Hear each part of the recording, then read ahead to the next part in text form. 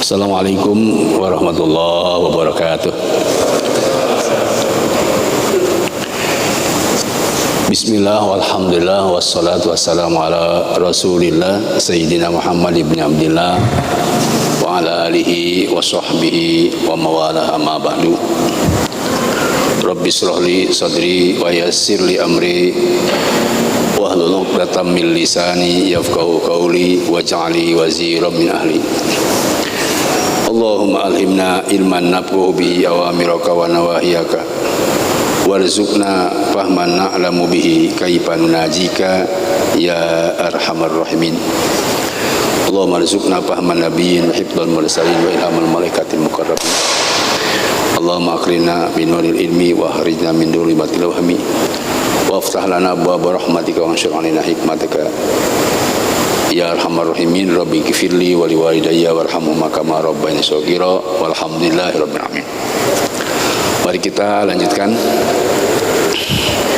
tafsir maudhu'i, dan hari ini kita akan membahas surat Al-Maidah ayat 90. Kalau kita lihat isi daripada ayat ini sebenarnya tidak hanya miras, ada berjudi, ada maudi nasib dengan panah, dan ada berkorban untuk berhala. Tapi nggak keburu kira semua, maka satu saja kita bahas, yaitu tentang al-khamr. Khamr itu artinya terjemahnya minuman keras atau miras. Itu seluruh agama melarang. Hindu, Buddha, Katolik, Konghucu, Kristen, Protestan, Katolik, terutama umat Islam. Dan di dalam Al-Quran ini tentu landasan umat Islam kenapa melarang miras. Itu saya kira nanti jawabannya ada pada surat Al-Maidah ayat 91. Dimulai dari 90. Kalau kaitan dengan definisi al-khamr, al-khamr itu adalah ma khamar akla, sesuatu yang bisa merusak akal, atau dalam ilmu fikih ma yukhamirul akla, minuman atau makanan yang merusak akal. Menjadi perhatian para ahli ulama Islam sejak dulu tentang terjadinya pekat ini, penyakit masyarakat ini. Sebab al-khamr ini selain merusak akal juga merusak moral atau akhlak, merusak material, yaitu materi dan ekonomi, merusak hubungan spiritual vertikal, yaitu ibadah kepada Allah, terutama merusak sosial, baik sosial politik atau sosial budaya. Saya kira itulah sebabnya kenapa miras ini diharamkan. Sebab tidak hanya satu aspek yang dirusak, semua tatanan kehidupan, dhahirun wa batinan, lahir batin, dan dunyan wa ukhron, semua aspek kehidupan rusak dengan sebab khamar. Sebab apa? Agama itu kan ad-din al-aql, ad-din an-nafs. Agama itu sangat berkait kepada akal. Kalau akalnya rusak, maka agama tidak akan bermakna. Semua agama, kecuali makhluk yang tidak beragama, memang susah. Kalau paham tidak beragama atau komunis, memang sulit untuk dibendung melarang khamar. Pasti mereka menyebarkan khamar, karena yang dirusak adalah akal. Kalau dalam undang-undang dan aturan kita kan Pancasila itu ketuhanan yang Maha Esa. Kalau ketuhanannya berkebudayaan, ini kearifan lokal memang. Ya, mereka tidak lagi Tuhan yang Maha Esa sebenarnya untuk bergabung dan berkolaborasi dengan kehidupan beragama. Karena karena memang mereka anti Tuhan, sehingga boleh dan wajib berbohong, wajib, dan semua diwajibkan, termasuk merusak akal. Jadi khamar itu sesuatu yang dilarang, tapi bisa saja oleh mereka yang tidak beragama diwajibkan. Saya kira seperti itu asbab wurud. Kenapa semua agama melarang? Tadi karena ma yukhammirul akla, khamar itu merusak akal. Di surat Al-Maidah ayat 90 ini juga disebutkan rizqun min amali syaitan. Khamar itu adalah perbuatan keji.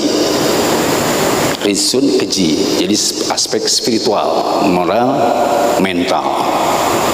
Kalau najsun itu aspek material, najis. Kalau rizqun itu aspek moral, spiritual, dan mental.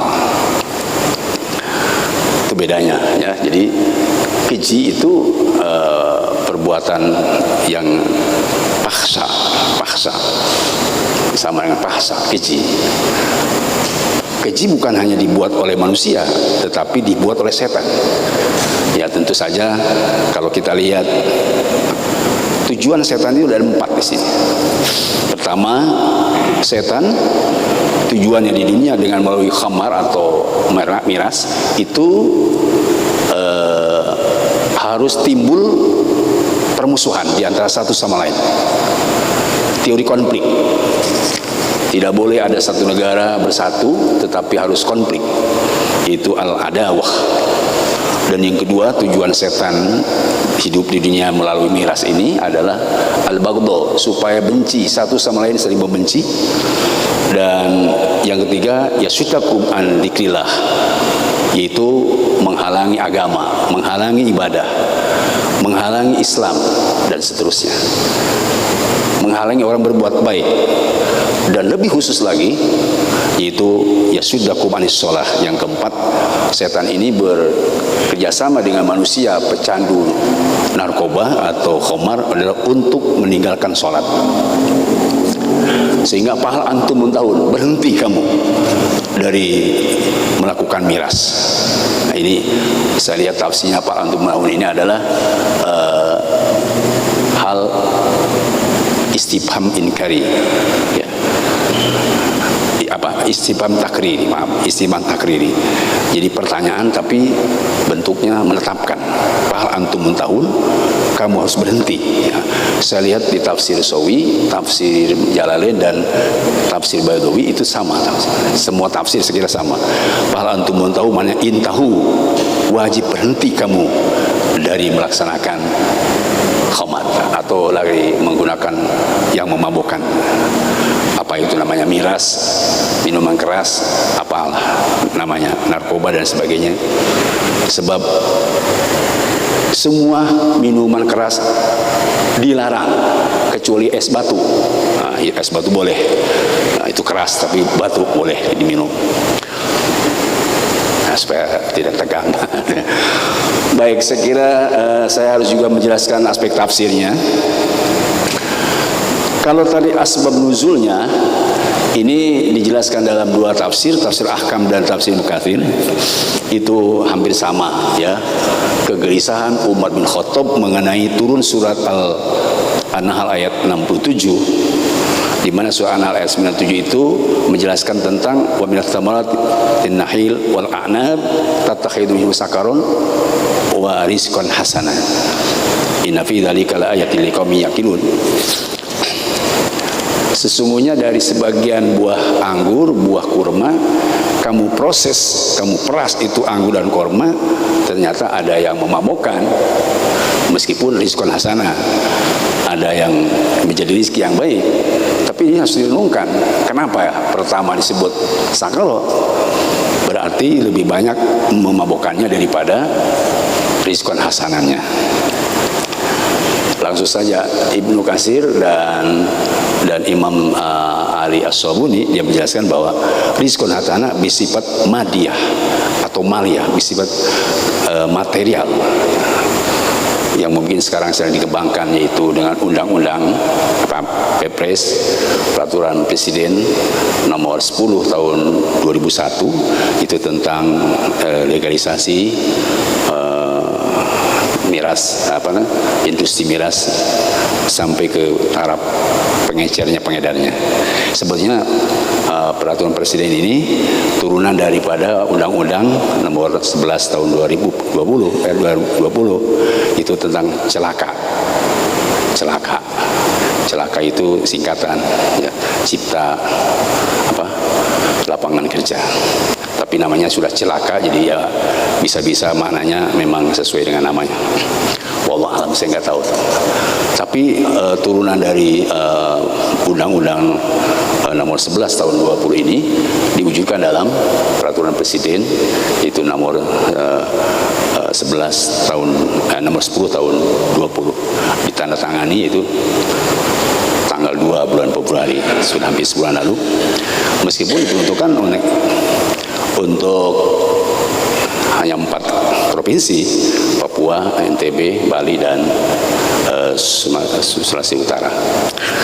Meskipun seperti itu, tapi kalau saya lihat persoalan yang krusial itu, kok kenapa itu bisa terjadi seperti itu?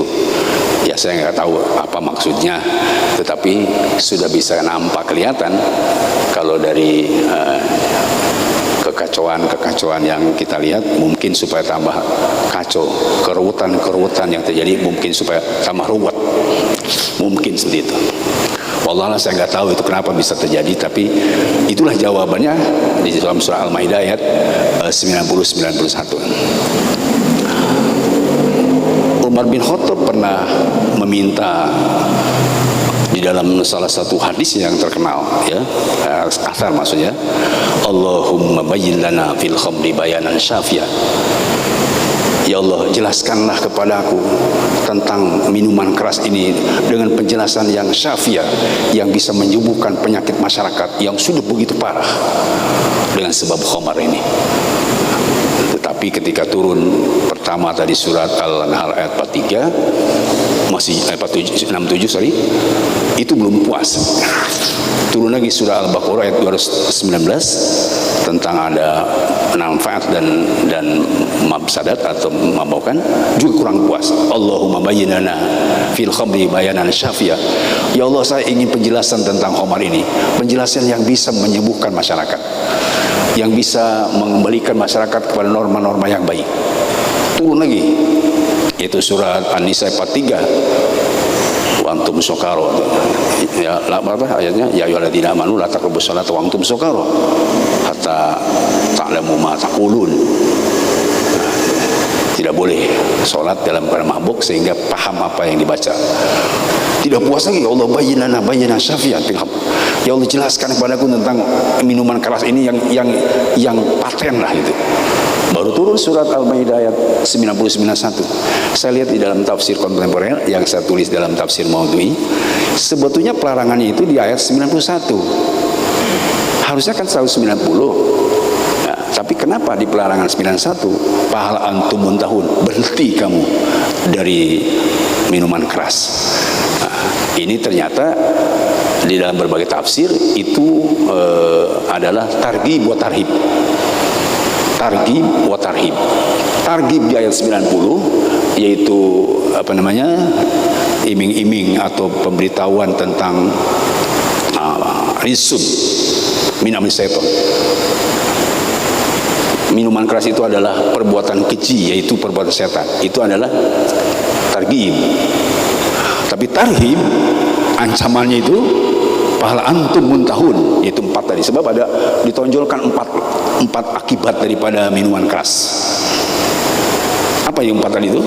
Pertama, al-baghdha, al-adawat.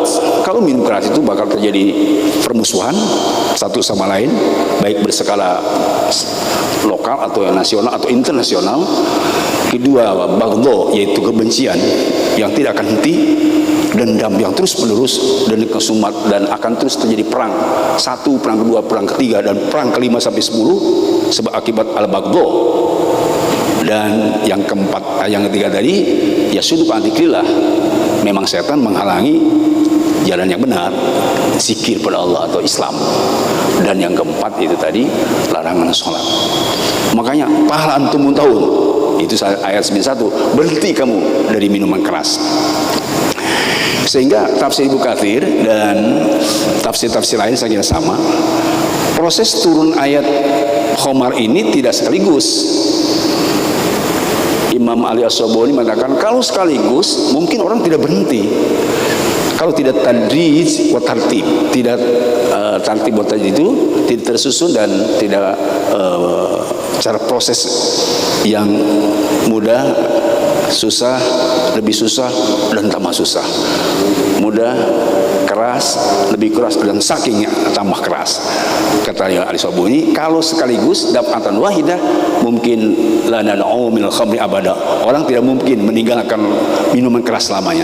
Tetapi dengan sebab tadi 4 ayat turun tentang khamar, maka kemudian orang bisa berpikir 2-3 kali kalau tidak berhenti dari miras.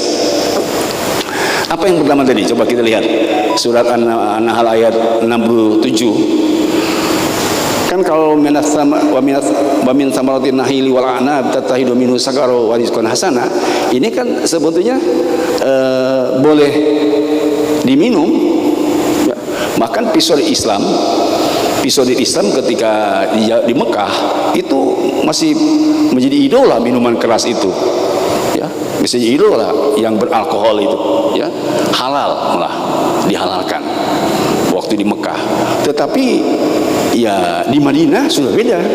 Begitu datang ke Madinah, maka turun surat Al-Baqarah ayat 219. Kenapa?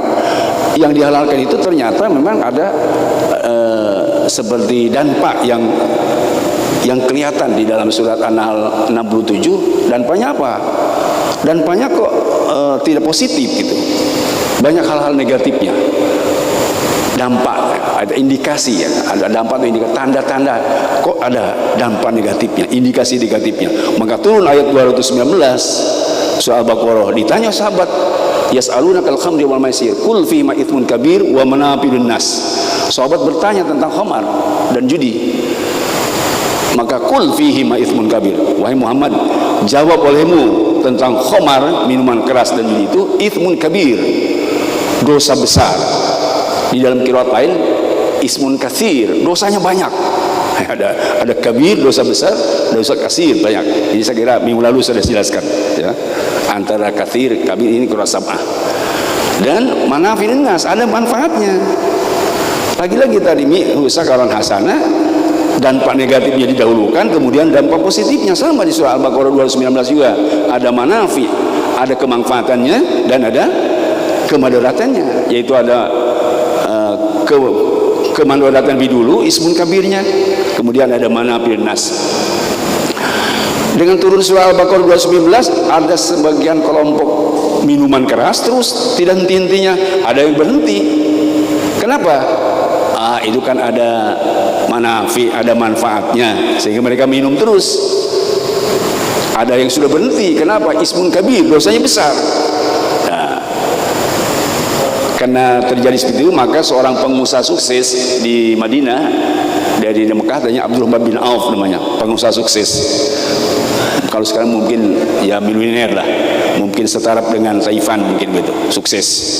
Ya, mereka Abdurrahman bin Auf ini mengadakan sebuah hidangan yang dihidangkan kepada para sahabat lain, karena tadi boleh makan. Kemudian setelah makan juga disambung dengan minuman keras ya. Sampailah waktu sholat maghrib.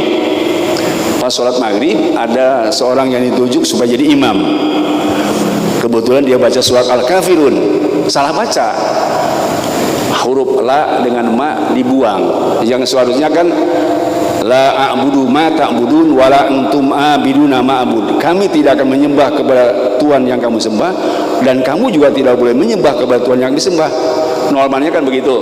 Ini lahnya dihidangkan. Qul ya ayyuhal kafirun a'budu ma ta'budun wa antum a'biduna ma a'bud. Wahai orang kafir, kami mau menyembah kepada Tuhan-Tuhan yang kamu sembah. Kamu juga boleh menyembah kepada Tuhan kami yang kami sembah. Jadi kacau mananya. Kenapa? Minuman keras.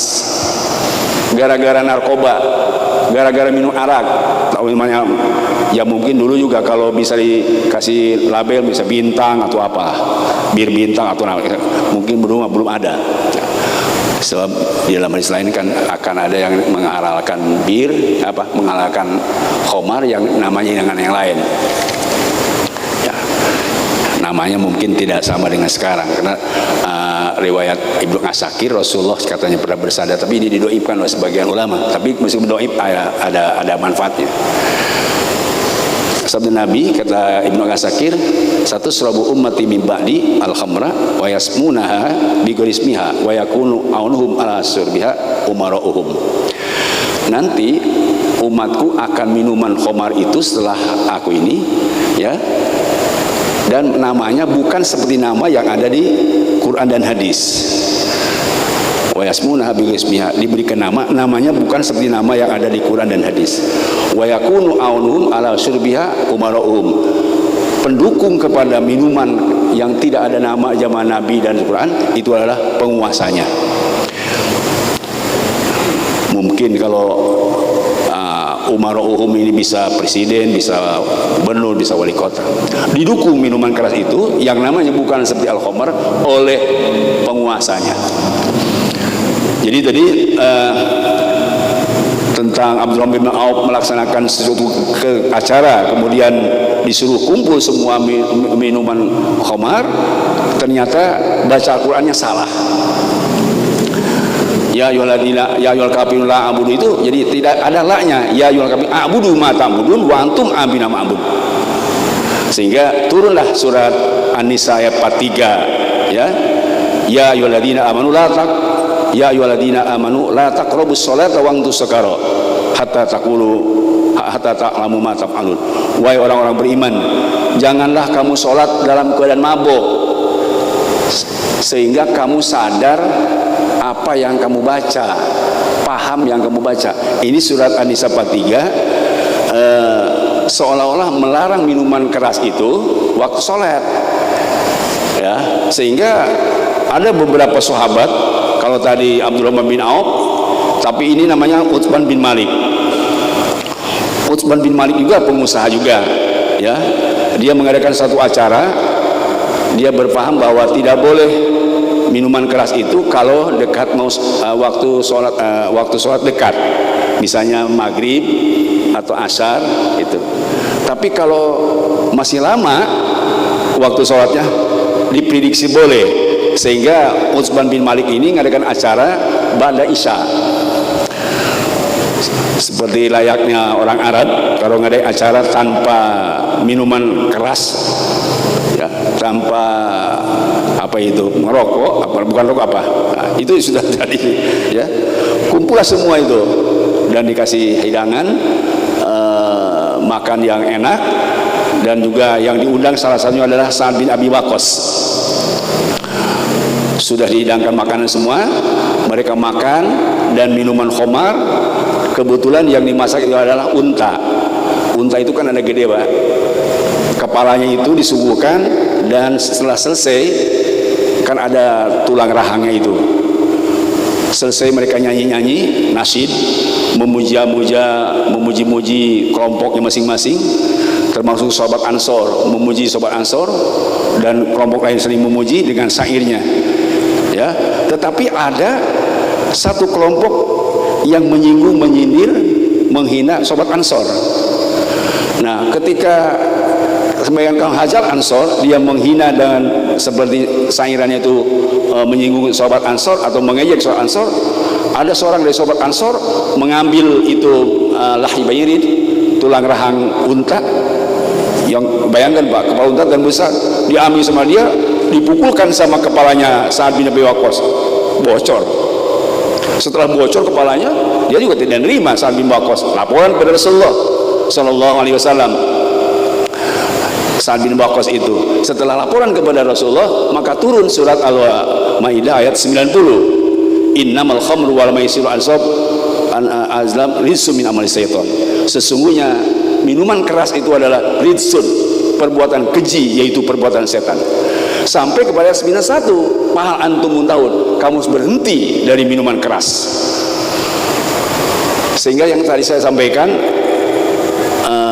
Umar bin Khattab yang begitu tadi menunggu penjelasan tentang khamar ini seperti apa, sehingga sampaikan dia berteriak, intahaina, intahaina, berhenti kita, tidak boleh ada orang yang minuman keras lagi.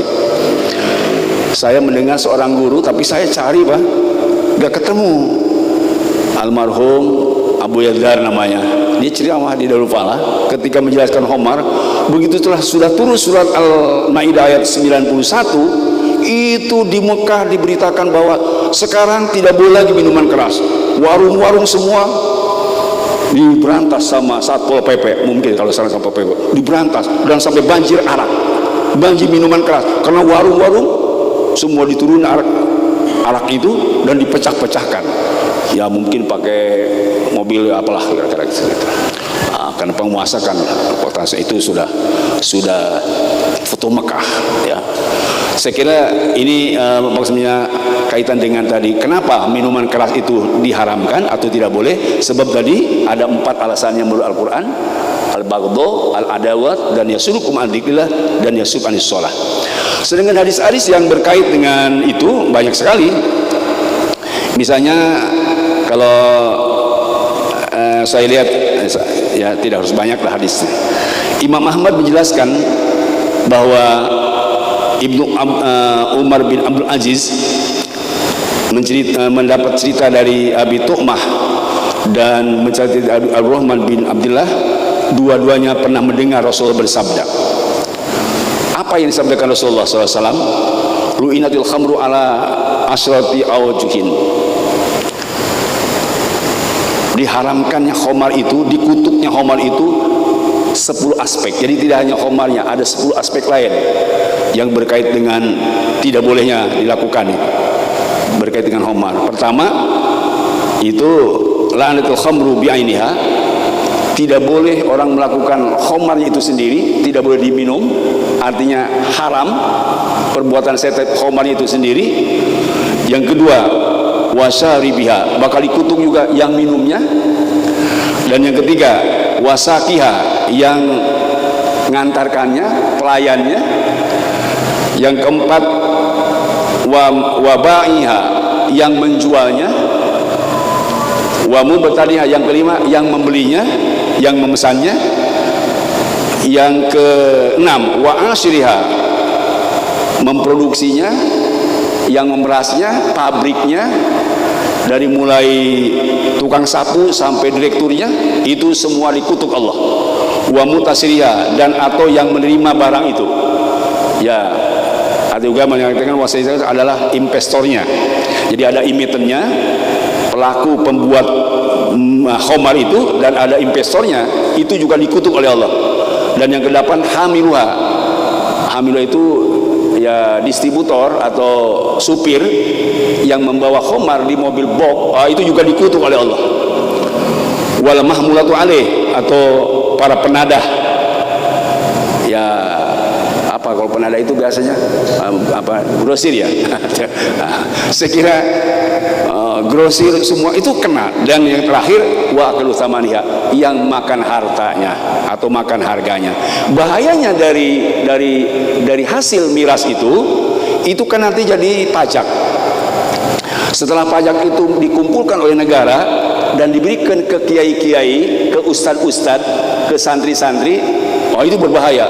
Ustad, kiai, santri yang makan pajak dari hasil minuman keras dikutuk juga oleh Allah. Masya Allah. Jadi luar biasa memang. Makanya 10 aspek yang dikutuk oleh Allah itu, ya itulah dijelaskan oleh Imam Ahmad.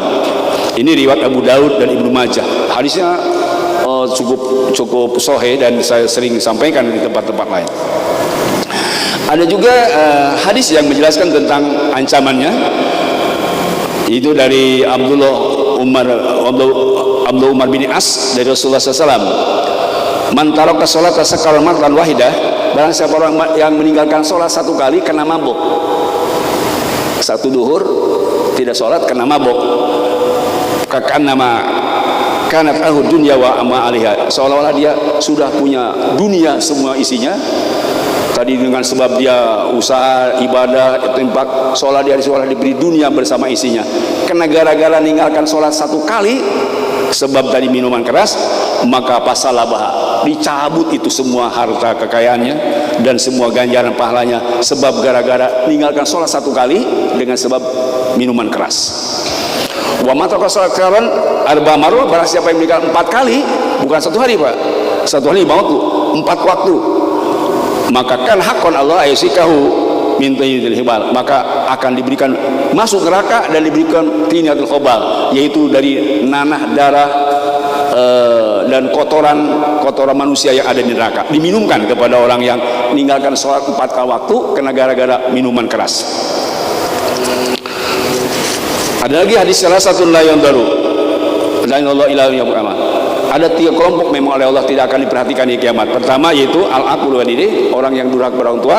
Kemudian yang kedua wal mudul khamri, yang terus menerus minum arak. Dan yang ketiga wal manan bima aqta, selalu mengharap pemberian orang. Ini bahaya Pak, yang 3 ini. Ya, bahkan di dalam hadis lain tidak akan masuk surga orang yang al-manan, mengharap pemberian orang, atau yang manul khamri, yang terus menerus minum arak. Dan yang ketiga tadi apa? Yang berdurhaka sama orang tua. Di dalam hadis lain Rasulullah bersabda, ya, man saribal khamra lam yarallah anhu arba'ina lailah. Barang siapa orang yang minuman keras, Allah tidak redho selama 40 hari 40 malam. In mata kafiron, kalau dia mati sebelum tobat sebelum 40 hari, maka matinya mati kafir. Wa in ada kan haqqan 'ala Allah ayyusikahu min tin. Kalau dia wa in tabal, kalau tobat, Allah akan diterima tobatnya. Tapi kalau terus menerus, dia akan mendapatkan ancaman dari Allah Subhanahu wa taala. Kesimpulannya ada 4 hal yang diperhatikan oleh kita.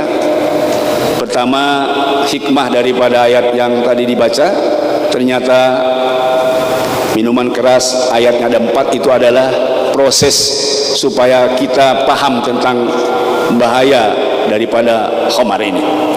Ya.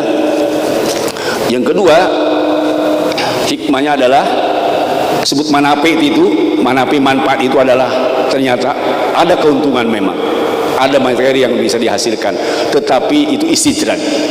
Ini yang kedua kesimpulannya. Dan yang ketiga, kita perlu ingat, Islam tidak hanya butuh harta. Asman wa agla syai'un fil insan aqluhu. Yang penting manusia adalah akalnya cerdas dan tidak gila. Apabila manusia tidak berakal, gila akalnya karena minuman keras, atau mungkin melegakan minuman keras, itu kal hayawan, seperti hewan, seperti binatang. Nauzubillah min dzalik. Sebab apa? Hadis Nabi yang sahih, al-khamar umul habais, bahwa khamar minuman keras adalah induknya segala kejahatan. Ya, sedikit meskipun sudah waktu supaya ingin jelas. Ada seorang yang ahli ibadah, lalu digoda oleh seorang perempuan, masuk dia ke dalam kamarnya, lalu dikunci. Di situ tidak ada siapa-siapa. Saya masuk ke sini tujuannya adalah untuk supaya kamu menggauli saya. Seorang yang ibadah, kiai itu nggak mau. Tetapi seorang perempuan yang pelacur itu membawa arak dan pisau, juga bawa teman seorang gulam, itu anak kecil. Kalau kamu tidak mau menjinahi saya, bunuh saya. Kata si ulama, jangan bunuh, zina aja gak mau saya. Kalau begitu, ini ada saya sedikit arak, minum sama kamu. Pasti minum lagi dong, minum lagi, terus minum lagi, tambah lagi, teler dia. Pas teler, di Cina juga itu perempuan pelacur, dan diambil pisau, dibunuh sama dia. Itulah umul habais, luar biasa. Masya Allah, tabarok. Bisa ngabunuh, bisa berzina dengan sebab minuman keras. Jadi ini yang berapa tadi? Yang ketiga, ya. Yang terakhir. Sekali lagi, bahwa arak itu adalah merusak akal. Dan orang bisa gila, Pak. Saya lihat tafsir itu, ada orang yang cerdas, seorang profesor, doktor, kiai haji. kena di minum keras. Profesor Doktor Kiai Haji itu hanya tertawa, Pak. Jadi maaf, cicili kita kan terbuku, bengang, bengong, ketawa kayak gitu. Ini seorang Profesor Doktor Kiai Haji. Lalu dia apa itu? Mencuci muka, mandi sabun dengan kotorannya, mencuci muka dengan air kencingnya. Dia berdoa, Allahumma ij'alni minat tawabin waj'alni minal mutatahhirin.